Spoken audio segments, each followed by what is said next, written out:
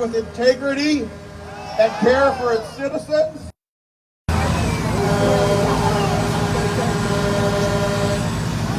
My fingers are freezing. So please, vaccinated and unvaccinated, please do not allow his words to change the hearts for fellow Canadians. We are one family.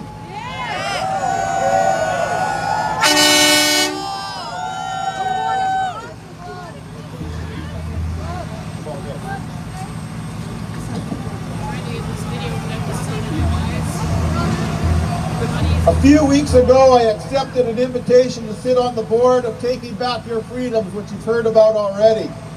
And today I stand here to represent that. It is an honor that statesman Brian Peckford is our chairman of the board, the last living First Minister that helped negotiate and sign the Constitution of Canada and the Charter of Rights and Freedoms.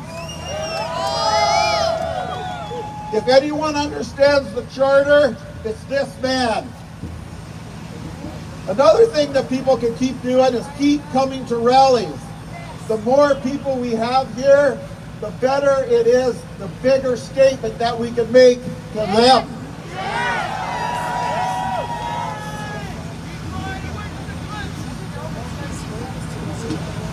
The last thing I want to say is, parents, I implore you, do not allow the government or the public schools to hijack your God-given right to medical choices for your children.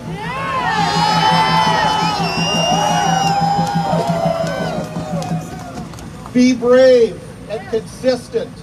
Do not allow and be courageous for the efforts that you are taking to protect your children. Now, I usually do this at the end of my talks. I'm not going to be talking to you. I'm going to be talking to all the policemen. I just want to speak to all Canadian law enforcement, both constable and executive leadership of each of them. Remember your oath. That's right. It is not good enough to say I'm just following orders. That's right. Historically, following orders never led to anything good.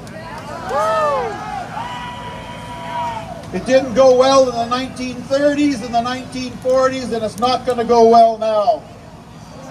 So for every law enforcement, I want you to remember these words. They're your core values.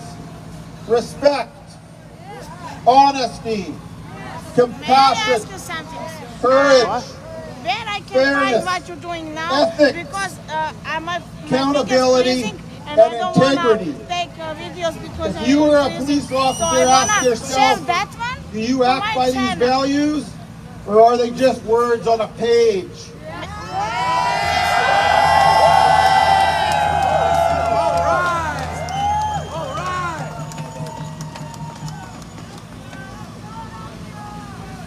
And which name is going to be? W News. Thank you so much.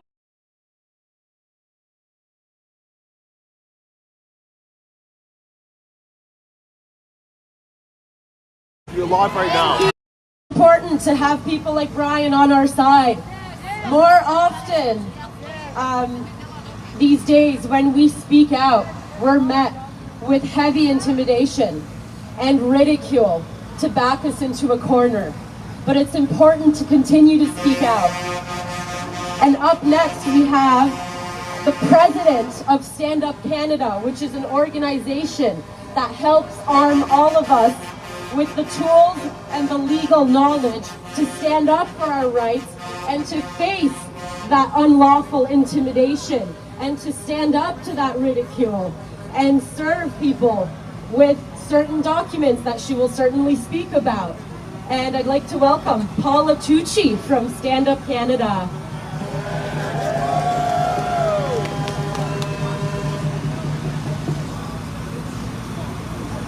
Well, hello everybody. My name is Paula Tucci.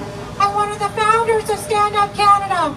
We're a non-profit federal organization. We're volunteer run. We're here for you. This is our logo. This is exactly what we represent. is the Canadian spirit. We are people helping people. And that's what Canadians are all about. I wanted to say, never before in the existence of us as a people, as a collective, have we ever needed to know our rights before in history. I want to tell you some of the things that Stand Up Canada has done for you, so we're going to help you with that. The first thing that we did was we exposed that all of those provincial and territorial declarations of emergency were fraudulent! They were all fraudulent. They didn't meet any of the criteria to call a declaration of emergency. And every single measure that has come out from those declarations of emergency are unwarranted because they're all illegal.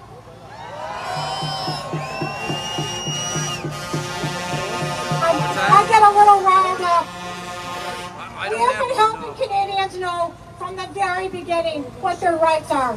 And in fact, when we started protesting here on the corner over there, there was only 12 of us. And boy, from the very beginning, what their rights are. And in fact, when we started protesting here on the corner over there, there was only 12 of us. And boy, are we ever happy to see all of you beautiful Canadians here today! We've let Canadians know how the COVID measures are violating their rights, violating their constitutional rights. And Canadians know your right to Canadians know your right to refuse. The nation is hell-bent on demonizing, segregating, and threatening the suspension of its police officers if they do not participate in a faulty testing program and vaccine program. I have seen other street cops that have received the vaccine, and they were slumped over the table in the lunchroom afterwards. What does that say? If any of you have experienced this treatment from law enforcement, I'm sorry. Please know, as a former police officer, I am for free speech. I am for peaceful protests. I am for people running their own businesses and staying open. I'm all for that after